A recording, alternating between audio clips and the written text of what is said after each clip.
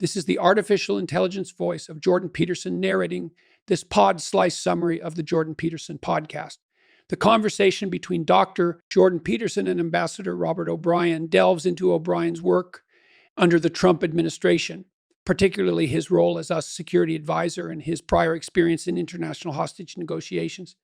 Interestingly, O'Brien shares his journey from being chosen as Trump's fourth security advisor and the importance of their mutual respect, trust, and shared drive for strengthening American policies.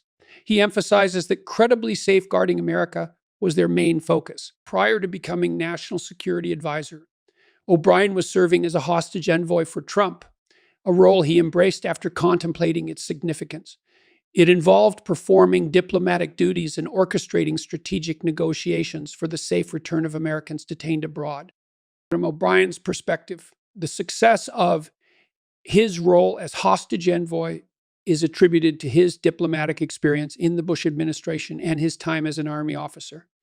However, he believes his legal background equipped him most appropriately by honing his ability to negotiate. He worked with countries like Iran through Swiss diplomats, directly negotiated with Russians and the Taliban, always understanding that American hard power was essential to all these negotiations. Under the principle of peace through strength, a Ronald Reagan formulation, the subject of hostage negotiations merges into a larger conversation about the strategy behind handling captures and detentions abroad. O'Brien explains that upon becoming hostage envoy, he made a significant policy change, the standard protocol that privileged diplomacy as the first resort and military intervention as the last resort was flipped by O'Brien. Instead, he proposed military force as the primary response to hostage situations, believing this approach sent a clear message to adversaries of the consequences of capturing Americans. Active military interventions and strategic hostage rescues, using American hard power or foreign partner forces, O'Brien believed signaled to potential captors that taking American prisoners would produce swift and decisive retribution. The perception of such deterrence, in his view, lowers the likelihood of Americans becoming targets while ascending the chances of successful negotiations when necessary. Grand Master of Negotiation, Donald Trump, is evaluated by his former national security advisor, Robert O'Brien, during his spell as the U.S. president. Reflecting on Trump's interactions with Putin, Kim Jong-un, and others, O'Brien characterizes Trump as cordial yet stern, constantly balancing congeniality with diplomacy while exuding an air of unpredictability. We take a deep dive into this fascinating paradox that embodies Trump's political demeanor and the way he seeks to uphold America's interests on the global stage. Amidst O'Brien's anecdotes, we find a leader who appreciates the value of diplomatic niceties, yet firmly enforces his hardline policies. The art of the style is elaborated upon by O'Brien, who shares instances when Trump's unpredictability undeniably worked to America's advantage and kept potential adversaries on their toes, thereby circumventing direct military confrontation. Trump's approach also seeped into his relations with North Korea. The cordiality factor was vital here. Still, the scales tilted towards enforcement when he moved aircraft carriers closer to North Korea, symbolizing might, resolve, and a clear message: discontinue nuclear weapon testing or face the consequences. Understandably, this approach didn't fully solve the North Korea issue. Still, the powerful message it sent reverberated globally, emphasizing that America would not hesitate to stand tall if its interests confronted any threats. Furthermore, we gain insights into Trump's new war policy, marking him out as the first president since Jimmy Carter and Ronald Reagan not to initiate a new war, realizing that careful balance of power and diplomacy prevent global confrontations. His administration remained firm on their red line concept and emphasized that any violation would have severe consequences. This approach deterred adversarial activities, culminating in 4 years of relatively peaceful geopolitical climate globally. A significant achievement for his administration. Interestingly, we also delve into the parallels between Trump's global and home front politics.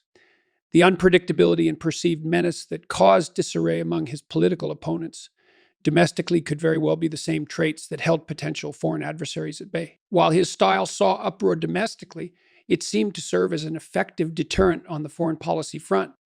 In this examination of Trump's distinctive negotiation style, Robert O'Brien draws on his experiences as Trump's national security advisor. A key trait he highlights in Trump's approach is resolve. He identifies Trump as possessing a stern commitment to standing up for America's interests, something that, in O'Brien's assessment, made potential adversaries think twice before crossing any red lines. Turning to Trump's way of dealing with allies, O'Brien talks about an issue that persisted for decades: NATO allies not contributing their fair share towards collective defense.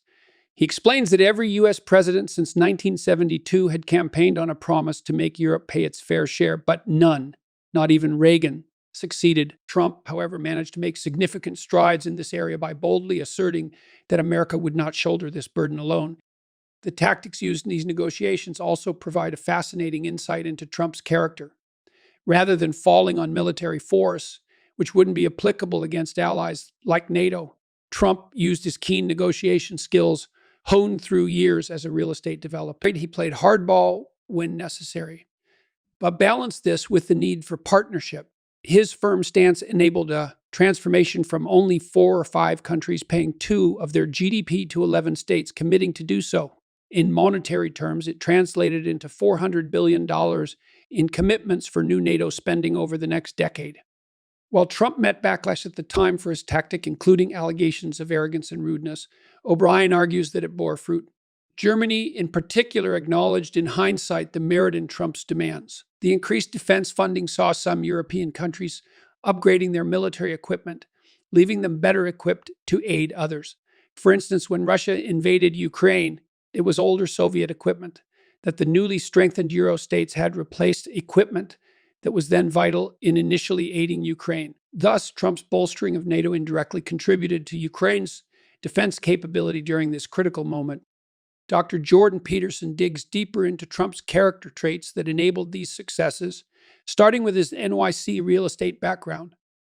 Operating in the thick of it in NYC, Trump mastered the delicate balance of trying to offer the best price while keeping partners at the table. Challenging but necessary dynamic in negotiations. This experience in fostering partnerships while driving hard deals laid the groundwork for his negotiations as president, both domestically and internationally. According to O'Brien, Trump's dual approach of demonstrating strength and reinforcing partnership led to significant achievements during his presidency.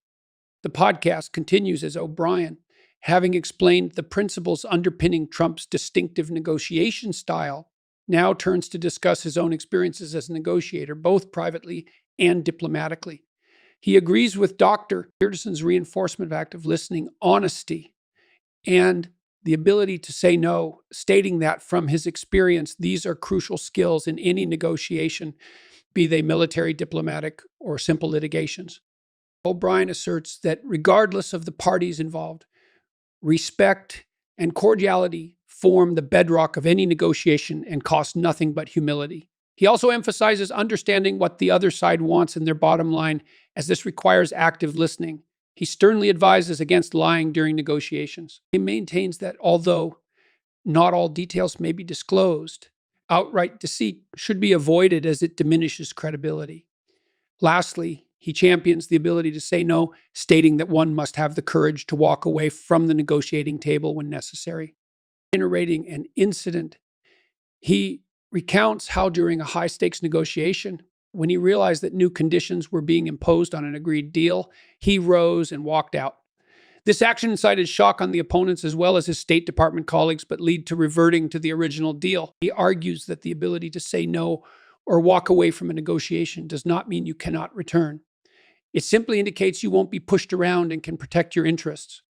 Further illustrating his strategies, O'Brien shares a notable example involving musician A$AP Rocky's controversial incarceration in Sweden. When diplomatic attempts to negotiate the rapper's release stalled, O'Brien was permitted by Secretary of State Mike Pompeo to issue a bold ultimatum, warning that continued detention could result in the banning of Swedish automotive imports in America. While the move was characterized as bullying by some Swedish sources, he contends that it was necessary to maintain U.S. credibility when dealing with states holding American hostages.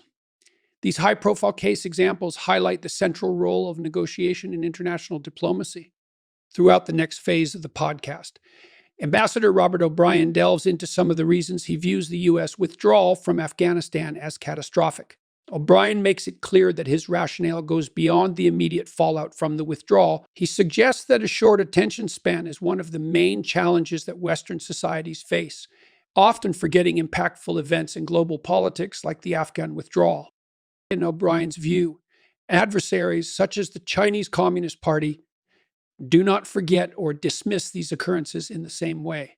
Instead, they use these narratives to undermine faith in the U.S. as a reliable ally. This was made evident, he says, during his visit to Taiwan in March, where he witnessed videos on TikTok and Instagram being used to disseminate this narrative. These posts showed Afghans attempting to cling to departing American planes. The implicit message was that Taiwan might similarly be abandoned by the U.S. Thus, it is better to negotiate suitable terms with China now. O'Brien emphasizes that the Afghan withdrawal has international ramifications, suggesting that it may have emboldened Vladimir Putin to initiate conflict in Ukraine. It's not just about the immediate financial and human casualties of the war, he contends, but the long-term global image and credibility of America as well. Discussing the negotiated agreement for U.S. withdrawal from Afghanistan during Trump's administration, he mentions that it was driven by a desire to end the loss of American lives and financial depletion. However, he points out the contrasting Chinese strategy. While the U.S. was embroiled in Afghanistan, China was focused on expanding its naval force. And war thus posed not just immediate strain, but also long-term challenges to the U.S., according to O'Brien. The imagery of its conclusion and subsequent use by geopolitical competitors place additional stress on America's credibility and standing in international relations, adding a layer of complexity to its diplomatic endeavors. The discussion continues with O'Brien dissecting the aftermath of the Afghan withdrawal and its implications, particularly how it was seen by adversaries, as a contrasting view to the popular perspective that fault lies only with the execution of withdrawal. O'Brien points out that the plan left by the Trump administration accounted for keeping 2,500 American troops and 5,000 NATO troops as a counter-terrorist force. Understanding, he explains, was that the Afghan government and Taliban would establish a state of unity with the help of American influence and hard power. This strategy aimed at thwarting the rise of extremist factions and solidifying the competency of local governing bodies was entirely bypassed. The calamitous withdrawal, in his opinion, doesn't fairly represent the original plan. He further elaborates on the disastrous consequences of the withdrawal, stressing the horrible human cost. Thousands of Afghan allies were abandoned, interpreters, pilots, special forces. Hundreds of American citizens are still trapped, giving the Taliban leverage over the U.S. administration. The scenes of helicopters ferrying diplomats to safety as their local counterparts endured the harsh realities of a Taliban takeover contribute to the perception of American weakness. Question focus to Russia, O'Brien and Peterson discussed the troubled history of Russian-Western relations. They expressed concern about missed opportunities on both sides for meaningful engagement and cooperation. The conversation dives into the complexity of modernizing a society lacking the inherent trust bedrock necessary for seamless economic transactions, considering potential strategies to counter the scores of missteps. They scrutinize Russia's historical identity as an empire, contrasting it with countries it once subjugated that maintain a strong Western orientation owing to centuries of cultural and religious divergence. This juxtaposition, O'Brien suggests, leaves Russia misunderstanding the reality of why these regions resist Russian influence. The topic of NATO expansion sparks the deliberation of Russia's admission into NATO. While there were attempts to integrate Russia into the country's military alliance structure, they proved insufficient in the backdrop of Russia's apparent reluctance. The discussion draws attention to what O'Brien considers Russian short-sightedness, missing opportunities for advantageous partnerships, especially with potential threats emerging from the East, mainly China. In this part of the conversation, Peterson and O'Brien pivot to another global giant, China. They observe China's increasing land claims, particularly hinted at the possible threat to Russian territories housing a wealth of natural resources. O'Brien offers an interesting perspective on the influx of Chinese immigrants to Eastern Russia, suggesting it could potentially result into a stealthy acquisition of said lands. Talking about Russia's standing with China, the conversation acknowledges the Russians' sense of pride and independence, noting their potential resistance to becoming a Chinese colony. The issue circles back to the need for strategies that deter Russia from aggressive territorial acquisitions while pulling them away from partnerships detrimental to the West, such as the one with China. And the focus then shifts to Ukraine.